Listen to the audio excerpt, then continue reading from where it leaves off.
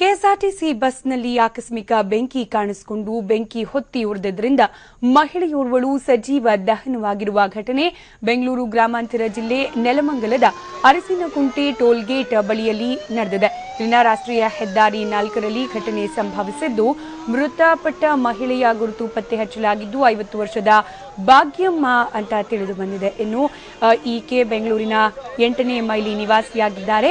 ಬೆಂಕಿಯ ಕೆನ್ನಾಲಿಗೆಗೆ 35 ವರ್ಷದ ಮಮತಾ ಅನ್ನೋರ ಸ್ಥಿತಿ ಕೂಡ ಸಾಕಷ್ಟು ಗಂಭೀರವಾಗಿದೆ. ಬಸ್ನಲ್ಲಿದ್ದ ಬಾಲಕ ಯಶಸ್ಗೂ ಕೂಡ ಸಣ್ಣ ಪುಟ್ಟ ಗಾಯವಾಗಿದ್ದು, ಇಬ್ಬರು ಗಾಯಾಳುಗಳನ್ನು ಚಿಕಿತ್ಸೆಗಾಗಿ ಖಾಸಗಿ ಆಸ್ಪತ್ರೆಗೆ ದಾಖಲಿಸಲಾಗಿದೆ. ಬಸ್ ಚಿಕ್ಕಮಗಳೂರಿನಿಂದ ಬೆಂಗಳೂರಿನತ್ತ ಬರ್ತಾ ಇದ್ದ ಸಂದರ್ಭದಲ್ಲಿ ಅವಘಡ ಸಂಭವಿಸಿದೆ.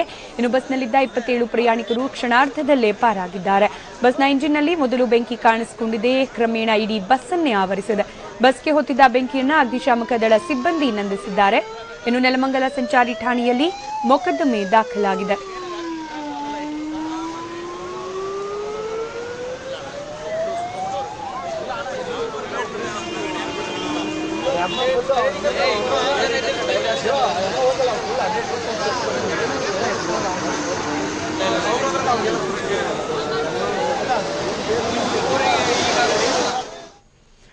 ಇನ್ನು ಈ ಅಗ್ನಿ ಅವಘಡದಲ್ಲಿ ಮೃತಪಟ್ಟ ಭಾಗ್ಯಮ್ಮ ಬೆಂಗಳೂರಿನ 8ನೇ ಮೈಲಿಯ ನಿವಾಸಿ ಅನ್ನೋ ಮಾಹಿತಿ ತಿಳಿದು ಬಂದಿದೆ.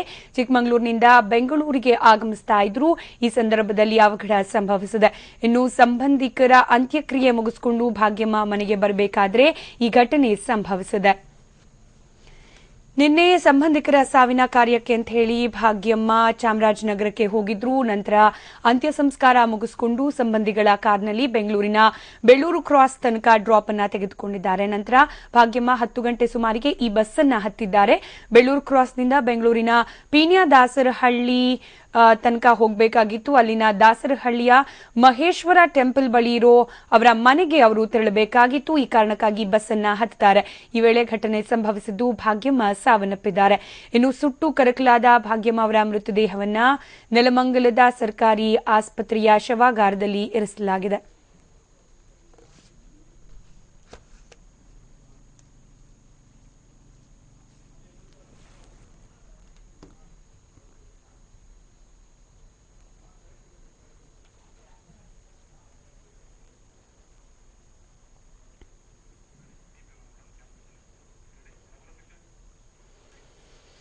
ಇನ್ನು ಇದೇ ದುರಂತದಲ್ಲಿ ಮಮತಾ ಅನ್ನೋ ಮಹಿಳೆ ಕೂಡ ಗಂಭೀರವಾಗಿ ಗಾಯಗೊಂಡಿದ್ದಾರೆ. 2 ದಿನದ ಹಿಂದೆ ಹಾಸನದ ತವರು ಮನೆಗೆ ತೆರಳಿದ್ದ ಮಮತಾ ನಿನ್ನೆ ಹಾಸನದಿಂದ ಬೆಂಗಳೂರಿಗೆ ಬಸ್ನಲ್ಲಿ ವಾಪಸ್ ಆಗ್ತಾ ಇದ್ರು. ಬಸ್ನಲ್ಲಿ ಪ್ರಯಾಣ ಮಾಡೋ ವೇಳೆ ಮಮತಾಗೂ ಕೂಡ ಬೆಂಕಿ ತಗುಲಿದ್ದು 70% ದೇಹ ಸುಟ್ಟು ಹೋಗಿದೆ. ಮಮತಾ ಬೆಂಗಳೂರಿನ ಕೆಂಗೇರಿಯ ನಿವಾಸಿಯಾಗಿದ್ದು ಪತಿ ಸುರೇಶ್ ಜೊತೆ ವಾಸವಾಗಿದ್ರು. ಇನ್ನು ವಿಕ್ಟೋರಿಯಾ ಆಸ್ಪತ್ರೆಯಲ್ಲಿ ಗಾಯಾಳು ಮಮತಾಗೆ ಚಿಕಿತ್ಸೆ ನೀಡಲಾಗುತ್ತಿದೆ.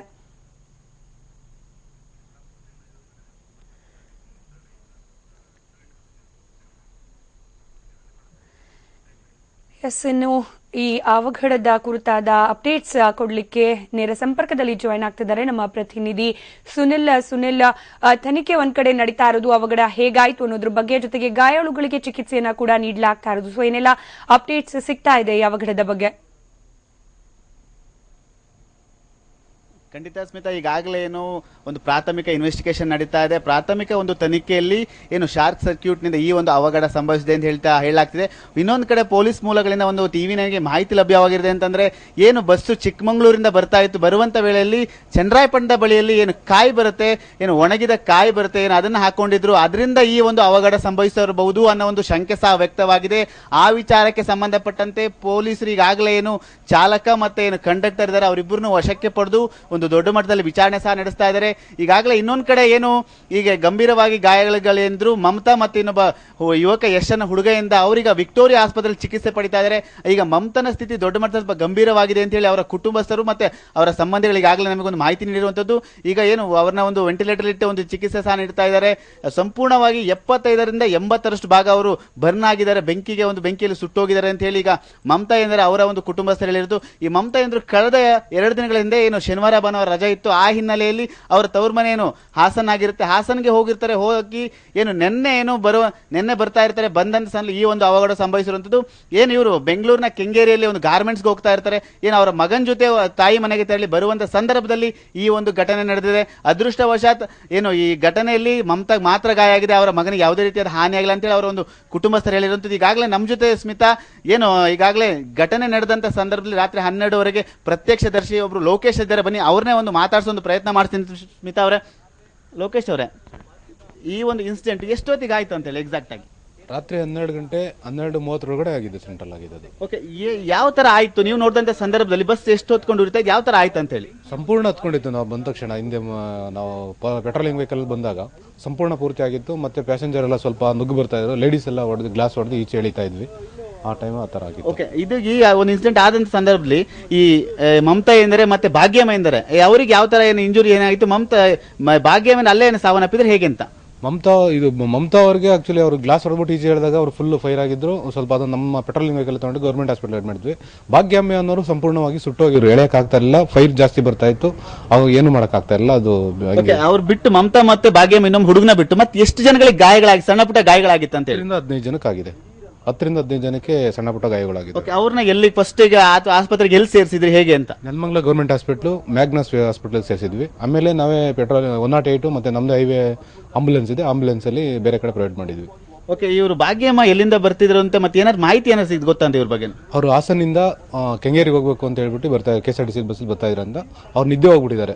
ಆ ಟೈಮಲ್ಲಿ ಈ ತರ ಆಗಿದೆ, ಅವ್ರಿಗೆ ಗೊತ್ತಾಗಿಲ್ಲ ಈ ಕೆಳಿಕೆ ಬರಕಾಗಿದೆ. ಓಕೆ, ಇದಕ್ಕೆ ಸಂಬಂಧಪಟ್ಟಂತೆ ಕಂಪ್ಲೇಂಟ್ ಆಗಿದೆ. ಎಲ್ಲೋ ಒಂದ್ ಕಡೆ ಡ್ರೈವರ್ನ ವೈಪಲ್ಲಿ ಏನೋ ಕಾಯಿಗಳೆಲ್ಲ ಹಾಕೊಂಡಿದ್ರು ಗಾಡಿಲಿ ಅಂತ ಒಂದು ಮಾಹಿತಿ, ಪೊಲೀಸ್ ಮೂಲದಿಂದ ಒಂದು ಮಾಹಿತಿ ಲಭ್ಯವಾಗಿರೋದು, ಒಂದು ಶಂಕೆ ಆಗಿರೋದು. ಏನ್ ಹೇಳ್ತಿರೋದು? ಅದಕ್ಕೆ ಕಾಯಿಗಳು ಹಾಕೊಂಡ್ರಕ್ಕೂ ಸಾಧ್ಯನೇ, ಅದರಿಂದನೇ ಆಗಿರ್ಬೋದು ಅಂತ ಹೇಳ್ಬೋದು. ಆಕ್ಚುಲಿ ಅದಕ್ಕೆ ಕರೆಂಟ್ ಪವರ್ ಶಾರ್ಟ್ ಸರ್ಕ್ಯೂಟ್ ಆಗಿದೆ ಅಂತ ಹೇಳಕ್ಕಾಗಲ್ಲ, ಅದು ಯಾವ ತರ ಅಂತ ಹೇಳಕ್ಕಾಗಲ್ಲ ಕರೆಕ್ಟಾಗಿ. ಸ್ಮಿತಾ, ಇದಿಷ್ಟು ಏನು ಪ್ರತ್ಯಕ್ಷದರ್ಶಿ ಲೋಕೇಶ್ ಅವರ ಮಾತಾಗಿರುವಂತದ್ದು. ಈಗಾಗಲೇ ಇದಕ್ಕೆ ಸಂಬಂಧಪಟ್ಟ ನಾನು ಆಗ್ಲೇ ಹೇಳ್ದಂಗೆ ಎಲ್ಲೋ ಒಂದ್ ಕಡೆ ಆ ಒಂದು ತೆಂಗಿನಕಾಯಿಗಳು ಹಾಕೊಂಡು 15ರಿಂದ 20 ತೆಂಗಿನಕಾಯಿ ಹಾಕೊಂಡ್ ಬಂದಿರ್ತಾರೆ. ಡಿಕ್ಕಿಯಲ್ಲಿ ಒಂದು ಟೂಲ್ ಬಾಕ್ಸ್ ಇರುವಂತ ಹಾಕೊಂಡ್ ಬಂದಿರ್ತಾರೆ. ಅಲ್ಲಿ ಏನು ಹೀಟ್ ಜನರೇಟ್ ಆಗಿ ಬೆಂಕಿ ಹತ್ಕೊಂಡಿರೋ ಸಂಭವ ಇದೆ ಅಂತ ಹೇಳಿ ಈಗಾಗಲೇ ಡ್ರೈವರ್ ಮತ್ತೆ ಕಂಡಕ್ಟರ್ ಇಬ್ಬರನ್ನು ಸಹ ವಶಕ್ಕೆ ಪಡೆದು ಒಂದು ಮಟ್ಟದಲ್ಲಿ ವಿಚಾರಣೆ ನಡೆಸ್ತಾ ಇದ್ದಾರೆ. ಇನ್ನೇನು ಕೆಲವೇ ಗಂಟೆಗಳಲ್ಲಿ ಏನು ಭಾಗ್ಯಮ್ಮನ ಒಂದು ಮೃತದೇಹ ಒಂದು ಮರಣೋತ್ತರ ಪರೀಕ್ಷೆ ಆಗುತ್ತೆ. ನಂತರದಲ್ಲಿ ಅವರ ಒಂದು ಕುಟುಂಬಸ್ಥರಿಗೆ ಒಂದು ಪೊಲೀಸರ ಸಮ್ಮುಖದಲ್ಲಿ ಒಂದು ಹಸ್ತಾಂತರ ಮಾಡ್ತಾರೆ. ಸ್ಮಿತಾ, ಸುನಿಲ್, ಇನ್ನು ಅಗ್ನಿಶಾಮಕ ದಳ ಸಿಬ್ಬಂದಿ ಬಂದು ಬೆಂಕಿ ನಂದಿಸೋಕೆ ಎಷ್ಟು ಸಮಯ ಆಗಿತ್ತು? ಜೊತೆಗೆ ಇನ್ನು ಚಿಕ್ಕ ಪುಟ್ಟ ಗಾಯಗಳಾಗಿದ್ದಾರಲ್ಲ, ಅವ್ರ ಪರಿಸ್ಥಿತಿ ಯಾವ ರೀತಿ ಇದೆ? ಇದ್ರ ಬಗ್ಗೆ ಎಲ್ಲ ಡೀಟೇಲ್ಸ್ ಸಿಗ್ತಾ ಇದೆಯಾ? ಖಂಡಿತ ಸ್ಮಿತಾ, ಈ ಒಂದು ಘಟನೆ 12:15 ಕರೆಕ್ಟ್ ಆಗಿ ಆಗುತ್ತೆ. ಏನು ಹೈವೇಲಿ ಇರುವಂತ ಸಂದರ್ಭದಲ್ಲಿ ಹೈವೇಲಿ ಏನೋ ಒಂದು ಪೆಟ್ರೋಲಿಂಗ್ ವೆಹಿಕಲ್ಸ್ ನಡೀತಾ ಇರುತ್ತೆ. ಅವರು ಪೆಟ್ರೋಲಿಂಗ್ ವೆಹಿಕಲ್ ಅವರು ಇಮಿಡಿಯೇಟ್ಲಿ ಏನು ಒಂದು ಅಗ್ನಿಶಾಮಕ ಸಿಬ್ಬಂದಿಗೆ ತಿಳಿಸ್ತಾರೆ. ಏನು ನೆಲಮಂಗಲ ಸ್ಥಳ ಏನು ಸಿಟಿಯಲ್ಲಿ ಇದ್ದಂತ ಅಗ್ನಿಶಾಮಕ ಸಿಬ್ಬಂದಿಗಳು ಬಂದು ಏನು 4 ವಾಹನಗಳು ಬರುತ್ತೆ, ಅಗ್ನಿಶಾಮಕ ವಾಹನಗಳು ಬಂದು ಬೆಂಕಿಯ ತಕ್ಷಣ ನನ್ಸಕ್ಕೆ ಮುಂದಾಗ್ತಾರೆ. ಆದ್ರೆ ಅದೇ ನನ್ಸೋ ಒಂದು ಸಂದರ್ಭದಲ್ಲಿ ಏನು ಆ ಭಾಗ್ಯಮ್ಮ ನಿದ್ದೆ ಹೋಗಿರ್ತಾರೆ. ಅವ್ರು ನಿದ್ದೆ ಹೋಗಿ ಸಂಪೂರ್ಣವಾಗಿ ನಿದ್ದೆ ಹೋದಂತ ಸಂದರ್ಭದಲ್ಲಿ ಅವ್ರಿಗೆ ಇಳಿಯಕ್ಕೂ ಸಹ ಆಗಲ್ಲ.